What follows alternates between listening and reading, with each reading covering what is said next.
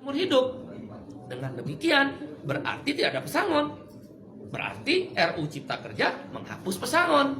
Itu jelas di situ dikatakan. Bahkan penghargaan masa kerja dalam undang-undang sebelumnya nomor 13 diturunkan nilainya, dan penggantian hak buruh dihapus. Balik ke kesepakatan pasti pengusaha menolak. Jelas pesangon hilang. Yang ketiga adalah penggunaan outsourcing yang masif. Yang sebelumnya outsourcing hanya 5 jenis pekerjaan. Sekarang diperbolehkan. Sekarang semua jenis pekerjaan dan tidak ada batas waktu. Seumur hidup anak kita, para ibu yang susah-susah menyekolahkan anaknya, yang berjibaku pontang-panting mencari rezeki tambahan menyekolahkan anaknya, negara membuka ruang. Para agen, saya quote and quote, bukan berarti seperti itu, tapi quote and quote tanda petik, menjual buruh kepada pengusaha-pengusaha yang serakah itu. Karena sekarang bisa melalui agen bebas seumur hidup dan tidak jelas masa depannya. Yang keempat adalah alasannya karyawan kontrak sekarang bebas. Dulu karyawan kontrak harus ada persyaratan.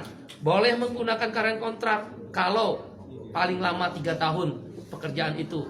Jenis pekerjaan tertentu, untuk pre-pro, bukan mass product, bukan produksi massal dan sebagainya. Sekarang syarat itu dihapus, dibolehkan menggunakan karyawan kontrak semua jenis pekerjaan dengan batas waktu tidak tertentu. Wahai ibu-ibu dan bapak-bapak, anak-anak kita terancam dengan masa depannya yang dikontrak seumur hidup tanpa kejelasan nasibnya, dan di outsourcing seumur hidup melalui para agen-agen pekerja yang menampung pekerja itu.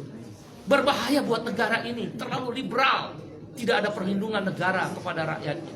Yang kelima adalah social security, jaminan sosial dihapus, khususnya jaminan kesehatan dan jaminan pensiun. Dengan berlakunya upah per jam atau istilah dalam undang RU tersebut persatuan waktu, maka tidak ada lagi kewajiban untuk membayar jaminan kesehatan dan jaminan pensiun. Bagaimana menghitung pensiunnya dengan upah per jam?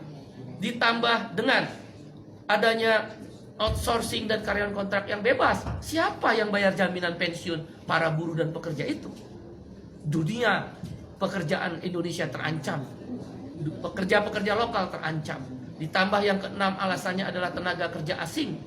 Dulu harus mendapatkan izin menteri, sekarang hanya sekedar pengesahan tanpa perlu izin menteri. Siapa yang kontrol bahwa buruh kasar tenaga kerja asing bisa masuk?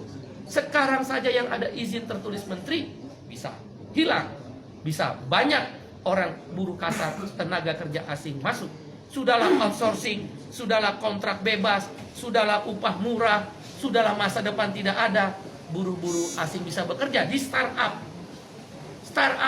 dan lembaga pendidikan sekarang bebas untuk memakai jasa tenaga kerja asing.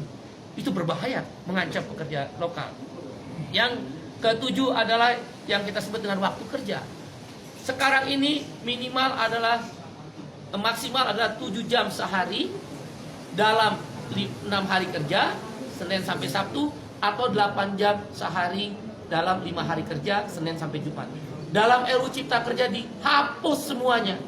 Hanya dikatakan maksimal 40 jam seminggu. Berarti orang boleh bekerja, buruh dipaksa bekerja 14 jam seminggu. Dan buruh tidak diberi waktu istirahat, karena lemburnya boleh 18 jam dalam sehari. Dalam seminggu, maksud saya 18 minggu. Waktu kerjanya tidak lagi 7 jam atau 8 jam. Ini berbahaya untuk masa depan perlindungan kaum buruh. Dan hal-hal lainnya adalah sanksi pidana dihapuskan dengan RUU Cipta Kerja yang baru ini. Orang tidak bayar, pengusaha tidak bayar upah, tidak ada sanksi pidana. Terlambat bayar upah, tidak ada larangan. Kalau begitu kalau saya pengusaha bisa bayar upah 3 bulan sekali dong. Di mana negara kalau begitu? Kalau memang tujuannya investasi, kenapa tidak ada perlindungan? Kita setuju investasi, yang tidak kita setuju adalah tidak ada perlindungan.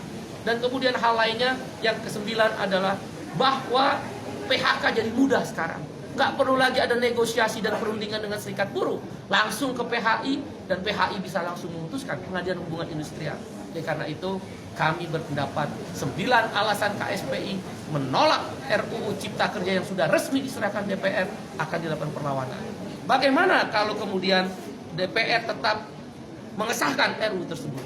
Ada 3 langkah yang kami lakukan. 1, aksi besar-besaran selama pembahasan di DPR, maupun kalaulah dipaksa untuk disahkan yang merugikan buruh tadi. Aksi nasional, aksi daerah, bahkan tidak menutup kemungkinan aksi yang melibatkan komponen yang lebih luas. Kawan-kawan mahasiswa, mereka terancam. Begitu masuk pasar kerja, tidak punya masa depan. Para ibu-ibu, bapak-bapak terancam karena mengeluarkan biaya tinggi untuk menyekolahkan anaknya. Tidak punya kepastian masa depan untuk anak-anaknya. Para pemuda-pemuda dan pemudi terancam. Nggak mungkin mau menikah karena outsourcing dan karyawan kontrak. Indonesia terancam, darurat terhadap kesejahteraan Indonesia. Dan karena itu, aksi besar-besaran melibatkan semua masyarakat yang lebih luas dan masif akan dilakukan. Di DPR, di pemerintah, di daerah, bahkan boleh jadi secara nasional akan dilibatkan aksi yang lebih besar-besaran. Menghentikan produksi, kalau memang